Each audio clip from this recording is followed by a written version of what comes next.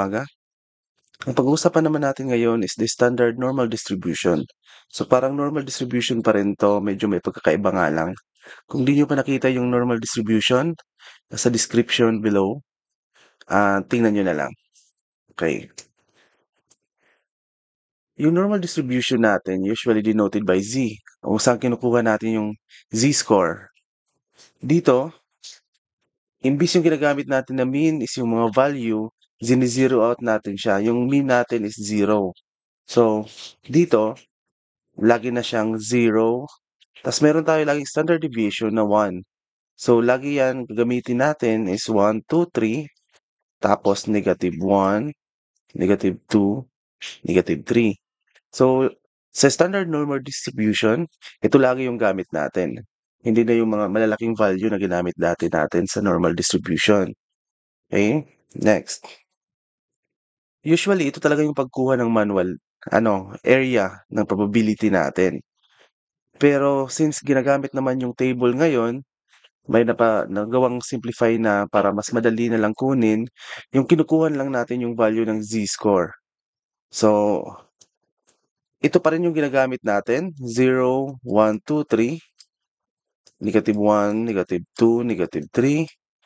Itong mga value na to, ito yung mga z-score natin. So, dito tayo babase kung gaano kalaki yung probability ng area ng isang variable natin. Now, i-save nyo to, print screen. Ito yung mga value ng normal distribution natin. Usually from 0 sa gitna, nakita nyo naman, 0 din dito, 50%, 0 din dito. So, pakanan sa area, pag positive, dito tayo kukuha. Pag negative naman, dito sa negative. Sample tayo para mas madaling maintindihan. Erase natin to. Halimbawa, kukunin natin yung proportion area ng z is to negative 1.25 at 2.19. So, sulat ulit natin. Lagi ang ginagamit natin 0, 1, 2, 3, negative 1, negative 2, negative 3. So, yung pagkukuha natin ng area from the left lagi. So, kung itong 2.19, alam natin na 2.19 is in between siya ng 2 at 3. Somewhere dito yan. Yan. Tapos yung negative 1.25, andito siya sa gitna ng negative 1, 2. So, yung hinahanap nating area ito. Yan. So, ang pag-solve yan, ganito. Itong negative 1.25 hanggang dito yan. From the left yung area natin lagi. So, from the left hanggang dito, yan yung area na yan. Yan yung negative 1.25. Tapos yung 2.90 naman, nakita nyo naman sa drawing, hanggang dito yan. So, lahat yan dito. So, para makuha natin yung value na yan, itong area na to, ima-minus lang natin sa area na to. Kasi ito lang naman yung hinahanap natin, di ba? So, tingin tayo sa table. 2.19, ang value ng 2.19 natin. 2.19, ilan ang area nito? Tingnan natin sa table. Ganito yung pagtingin yan. Positive 2.19, 2.19. So, 2.1, hanap ka ng 2.1, ito yan. Tapos hanapin mo yung 9 para 2.19. So, 0.9857. Tingnan nyo kung mahabol nyo. Ilalagay natin 0.9857. So, para naman sa negative 1.25, tingin ka ulit sa table, 1.25. Hanap ka ng 1.2. Tapos hanapin mo yung 5 dito sa taas. Yan yan. So, magiging 0.1056. So, magiging 0.1056. So, i-minus lang natin dalawa to para makuha natin yung total area dito. So, 0.9857 minus 0.1056, yung magiging value natin is 0.8801. So, pag i-multiply natin ito ng 100, yung magiging area ng probability natin is 88.01%. Ganyan lang yung pagkuha. Ginagamit na natin yung table na 'to para ma-simplify yung lahat ng pagkuha ng area natin. Another example, compute the probability using the standard normal curve. So, yung z-score natin is less than 1.67. So, 0, 1, 2, 3 pa rin yung ginagamit natin, 0, 1, 2, 3, 0, 2, 0, 3. Since 1.67 is in between ng 2, somewhere dito yan. Yan. So, lagi yung pag-shade ng probability natin from the left. So, lahat to kasi nga less than. So, 1.67, ilan yung value natin sa table? Tingnan natin, 1.67, 1.6, tapos hanapin mo yung 7 sa taas. Ito yung 7, 1.6, 1.6, 0.9525, 0.9525. So, pag i-multiply natin ito ng 100, yung probability natin is 95.25%. Yan yung area natin. Napakadali lang, di ba? Now, paano naman natin kinukuha yung mga z-score? Depende sa variable natin, sa result ng test natin. So, ito yung usually yung ginagamit nating formula. Z is equals to the variable minus the mean over the standard deviation. So, nakukuha naman natin to lahat sa table, yung previous solution natin. So, ito yung kinukuha natin. Tandaan natin yung formula na to. Example tayo para madaling maintindihan. Halimbawa, a random variable x has a mean of 6. So, paano natin sinusolve to? Simple lang to. Z is equals to x minus mu over sigma. So, ano yung value ng x natin? X is 11, mu is 6 over the standard deviation or 2, the sigma. 11 minus 6, 5 over 2. 5 divided by 2, ilan? 2.5. So, mayroon na tayong 2.5. Hahanapin na lang natin sa table yung value ng 2.5. 2.5, 0, 0, so 0.9938.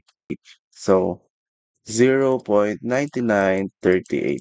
So, pag i-multiply natin ito ng 100, yung area natin is 99.38%. Ganyan yan.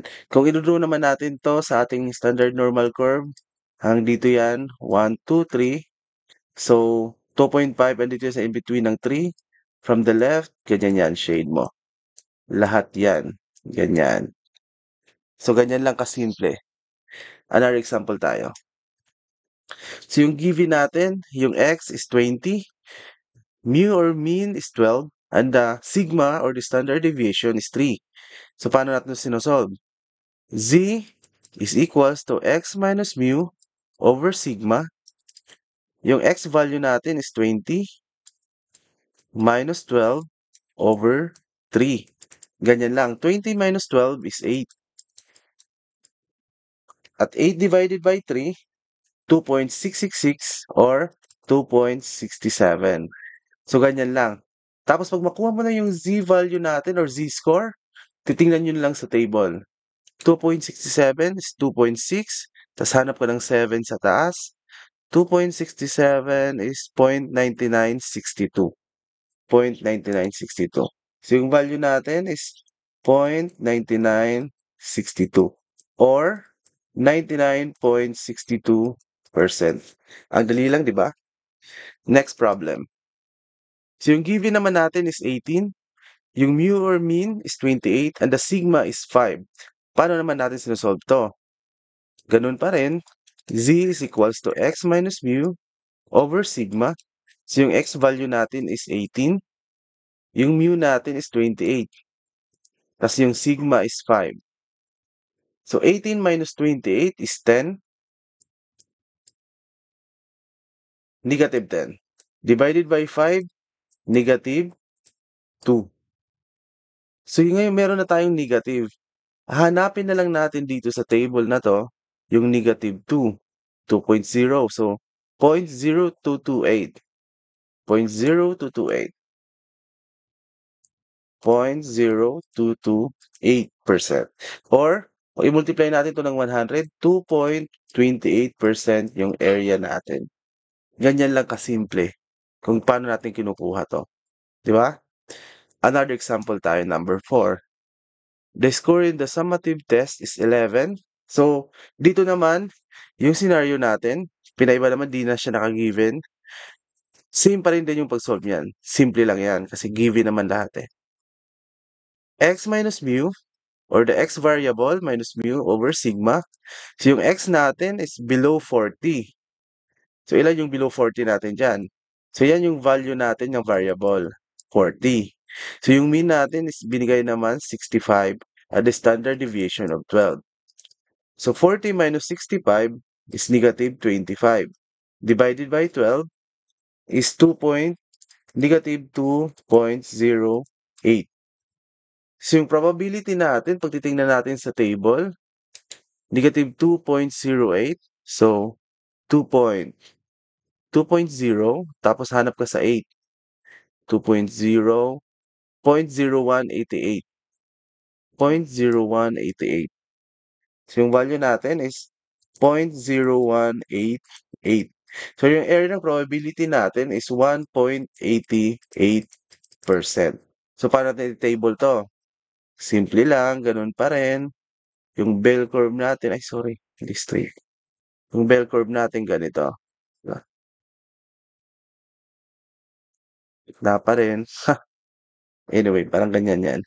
So, in between siya, negative ng 1, 2, 3. So, in between siya ng negative 2 at negative 3. Kasi negative 1 naman to. Somewhere dito. From the left pa rin, less than, ganyan yung pag-drawing natin. Hindi nga lang kagandahan. Pero ganyan yan. Alam ko, kuha nyo yan. Next. Example number 5 tayo. Ito naman yung sinasabing greater than 1.75. So, pakanan na tayo kasi greater than. So, same pa rin yung pag-solve natin. Z is equals to the x variable or tapos minus mu or the mean divided by sigma or the standard deviation. So, ano yung value ng x natin? 1.75. In meters to kasi nga yung height. Tapos yung mean natin is 1.6. Tapos yung standard deviation natin or the sigma is 0.3.